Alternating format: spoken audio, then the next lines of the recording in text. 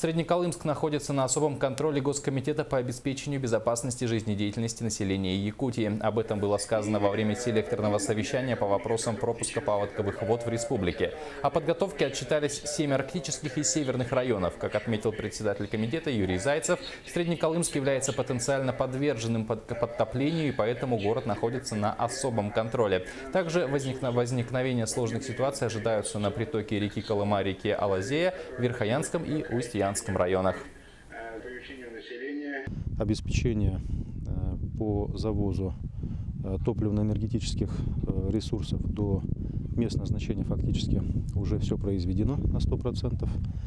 Ну и надо сказать, что поднятие на более высокий уровень и эвакуация на объектах ТЭК, дизельных станций, теплоснабжающих организаций тоже является одной из задач предприятий жизнеобеспечения. Вместе с тем, вскрытие северных рек ожидается после 15-20 мая. Рабочие оперативные группы начнут выезды в северные районы после 10 числа следующего месяца. Также руководство Среднеколымского района обратило внимание правительственной группы на решение ряда вопросов: строительство дамбы по берегу реки, приемки и оплата денежных средств на строительство вертолетной площадки. В целом комиссия подготовку северных и арктических районов оценила как удовлетворительную.